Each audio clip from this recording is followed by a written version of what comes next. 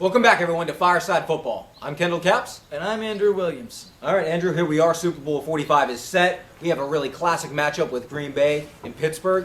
In Green Bay, I mean, they were one of the two predictions you had, one of the two teams reaching the Super Bowl. You got one right at the beginning of the year. I picked against them last week. I picked Chicago, so I don't know. I guess I lost faith in my own picks. But they had so many injuries and so many reasons why I thought I should pick but they've been them. able to overcome them. I mean, in that game, they were able to get Jordy Nelson and other guys involved in the offense. And with James Starks, now a guy that can run the ball well, in that game, Green Bay did a good job of jumping out early, which they're capable on just about anyone.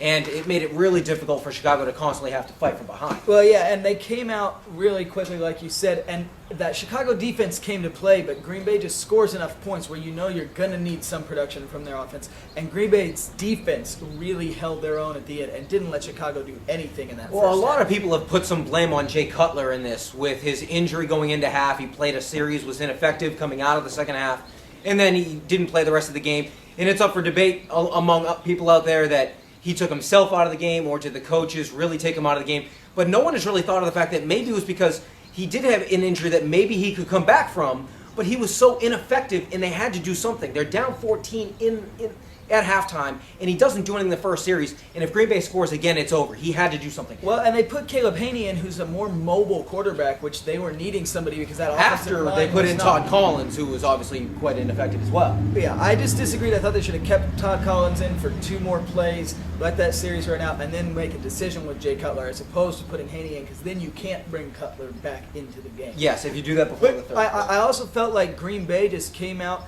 and they imposed their will. They've revamped their running game, and their defense is playing very solidly, and that's what got them there. It wasn't Aaron Rodgers' best day, but they were able to weather the storm and still come out, and that has the makings of a championship team. Yeah, it does. And, of course, like I mentioned before, their secondary is getting better and better with young guys. Now it was Sam Shields who came up with a couple picks. Before it was Tremont Williams, who has 3 in the playoffs. And we're not even talking about Charles Woodson. Or Clay Matthews. Or Clay Matthews, A.J. Hawk. I mean, they have athletic, fast guys on defense. They might be the fastest defense in the NFL, and they should cause some problems in the Super Bowl. Now, how about over in the AFC, that Pittsburgh defense, which came out and just hammered the Jets in the first half. Pittsburgh takes a 24-0 lead. Well, it's hard to even. I mean, they hammered him to some degree, but really they didn't get much of a chance to hammer them. Pittsburgh had the ball for so long. They come out with that 9-yard drive. They have another really long drive, and they get 3 off of it. And the Jets were barely on the field in the first half. They had 1 rushing yard in the first half.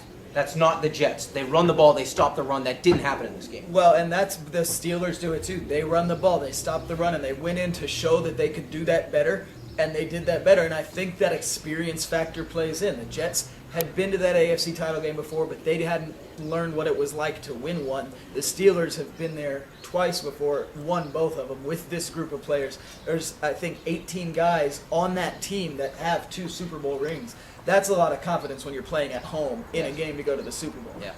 Well, I mean, the Jets, you got to give some credit. Mark Sanchez, he's played 6 career playoff games. He's 4-2, all 6 of them on the road.